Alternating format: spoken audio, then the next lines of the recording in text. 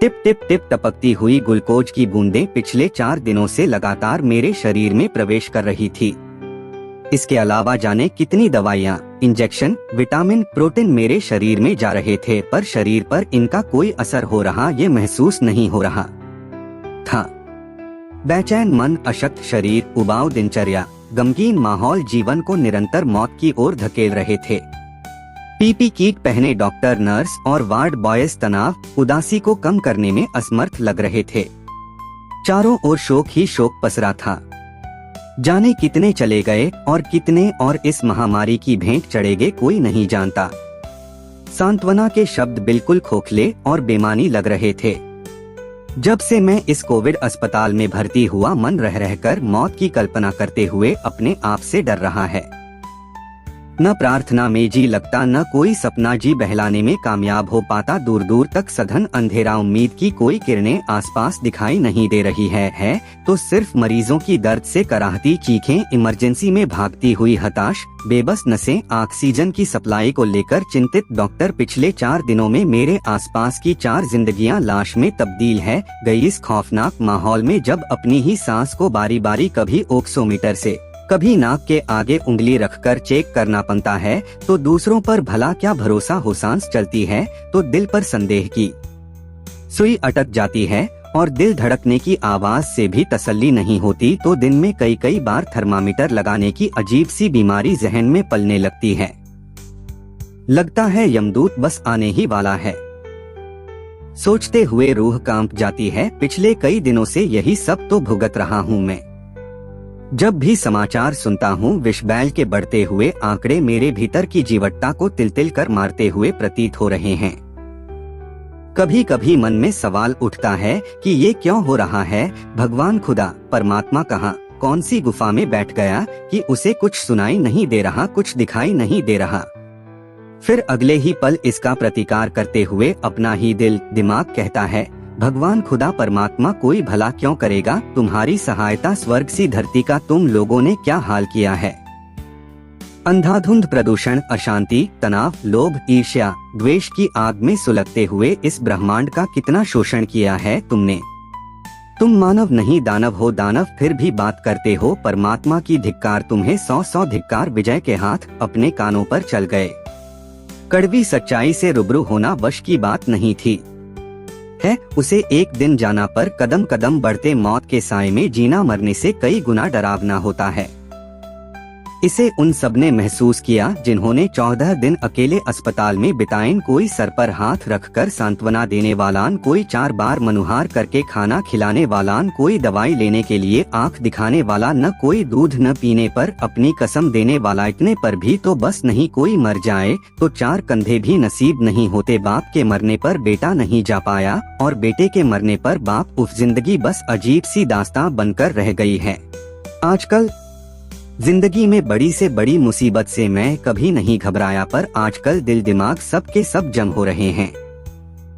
इसे वहम कहें या डर या वातावरण का असर कि पिछले 6 महीनों में 12 बार अपना कोविड टेस्ट करवाया होगा मैंने, पर हर बार नेगेटिव। लेकिन चूहे की माँ भला, अब तक खैर मनाती, इस बार रिपोर्ट पॉजिटिव थी।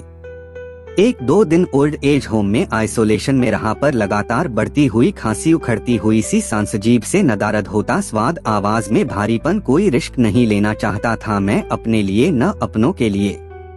वृद्धाश्रम छोड़कर मैं दयाल जी हॉस्पिटल में आ गया, पर यहाँ स्थिति सुधरने के बजाय बिगड़ती चली जा रही थी। 2 दिन बाद ही मुझे आईसीयू में शिफ्ट कर दिया गया। धीरे धीरे तनमन ढीले होते जा रहे हैं। भगवान के घर का बुलावा मानो साफ साफ सुनाई दे रहा है। कल ही तो मेरे पास के बेड पर लेटा 40 साल का युवक ऑक्सीजन की कमी के कारण चला गया। सरकार, मीडिया, डॉक्टर, परिवार सब लाचार होकर मौत का नग्न नृत्य देख रहे हैं। एक दूसरे पर आरोप प्रत्यारोप लगाने के अलावा कोई कुछ नहीं कर पा रहा। कैसा विचित्र समय है। आदमी आदमी के छूने से बीमार हो रहा है।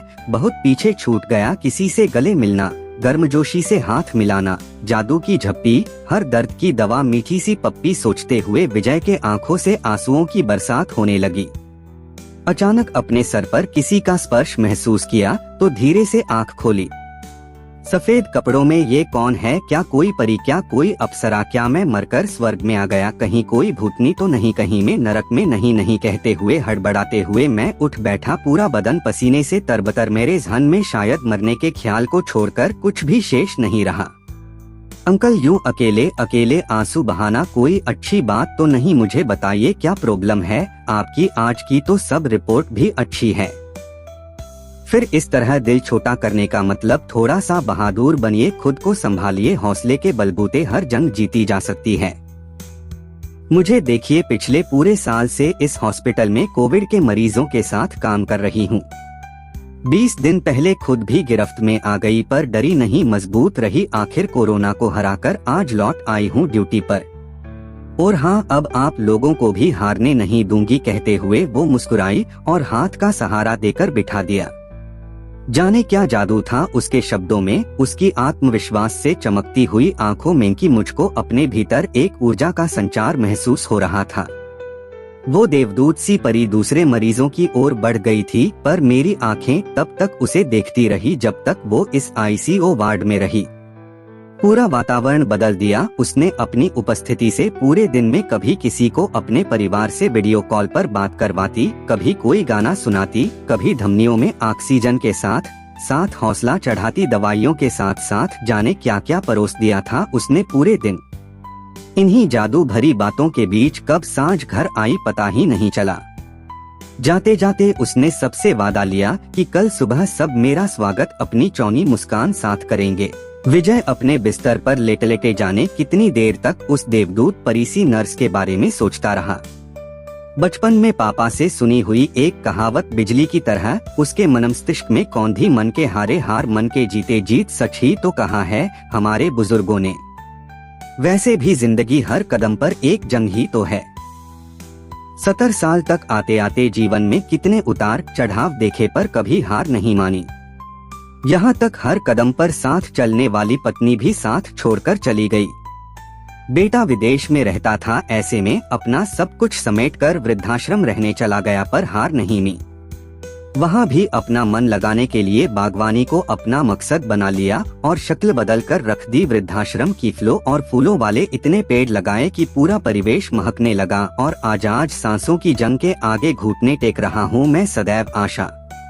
गीत गाने वाला विजय आज कैसे निराशा के भंवर में फंस गया। वाह रे वाह, विजय अपने नाम को लज्जित होने से बचा। मुझे अपने निराशा वाले विचारों से कोफ्त होने लगी। रात्रि का अंधकार जैसे जैसे बढ़ रहा था, वैसे वैसे मेरे मन के भीतर का उजाला बढ़ रहा था, जो आंखों के रास्ते पूरे वजूद को अपनी गिरफ्त में ले रहा था। निराशा के कोहरे को चीरता हुआ सकारात्मक सोच का एक सूरज मेरी जिंदगी में उतरता हुआ प्रतीत हो रहा था। नहीं नहीं नहीं हारूंगा, मेरी तो सारी रिपोर्ट भी ठीक आ रही है।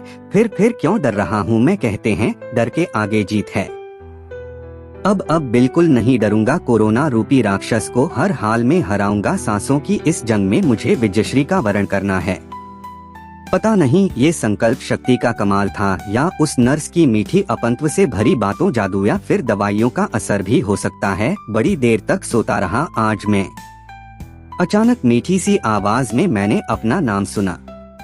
विजय अंकल उठिए, कितना सोएंगे? लगता है कल रात सारे घोड़े बेचकर सोए थे आप। जिस परी को पूरी रात याद करता रहा वो ठीक उसके सामने खड़ी थी। घोड़ों के साथ साथ मैंने तो सारे गधे भी बेच दिए थे, सिस्टर कहते हुए होठों पर बरबस एक मुस्कान तैर गई। कल तक जिस खामोशी को मैंने अपना जीवन मान लिया था, आज वो मुंह चुराकर भाग गई थी। एक अरसे बाद सांसों को लयबद्ध तरीके से चलता हुआ महसूस किया था मैंने। अरे वाह, आप बातें बहुत अच्छी करते हैं विजय अंकल। देखिए आज मैं सबको एक गाना सुनाऊंगी, आप सबको मेरा साथ देना होगा। कहते हुए उसने मोबाइल से गाना बजा दिया। हवा में बोल तैरने लगे, कहाँ तक ये मन के अंधेरे छलेंगे, उदासी भरे दिन कभी तो ढलेंगे। वार्ड में कुछ लोग सचमुच गाने लगे थे, कुछ मुस्कुराकर सुनते हुए अपने हौसले दुरुस्त कर रहे थे, तो कुछ लोग मुंह फुलाकर भी बैठे थे। तभी मोबाइल पर आत्माराम का मैसेज चमका। कैसे हो विजयार, गुड मॉर्निंग, जल्दी से ठीक होकर आ जाओ, बहुत सूना सूना लग रहा है। तुम्हारे बिना 4 दिन हुए हैं कि तुम यहाँ पर नहीं हो, पर लगाता है तुम्हारे बैसिर पैर के चुटकुलों के बिना खाना हम ही नहीं हो रहा यार। कहते कहते रो पड़ा था आत्माराम। बदले में मैंने सीधा फोन ही कर दिया आत्माराम को, बस जल्दी ही लौट आऊंगा यार, अभी हारने वाला नहीं हूँ मैं, अभी तो बहुत काम बाकी है, मेरे लगाए पेड़ों के आम अमरूद खाने भी बाकी है, और हाँ जहाँ मैं पढ़ाने जाता हूँ उन गूंगे भरे बच्चों की जिंदगियों को संवारना भी बाकी है, अभी यमदूत मेरा बाल भी बांका नहीं कर सकते, बस 10 दिन बाकी हैं, वे भी यूं निकल जाएंगे चुटकियों में, और हाँ 10 दिन बाद जब आऊंगा तेरे हाथ की पूरन पोली खाऊंगा, देसी घी डालकर कहते हुए विजय ने इतनी जोर से ठहाका लगाया कि पूरे वार्ड के लोग के साथ सिस्टर भी उसे देखने लगी।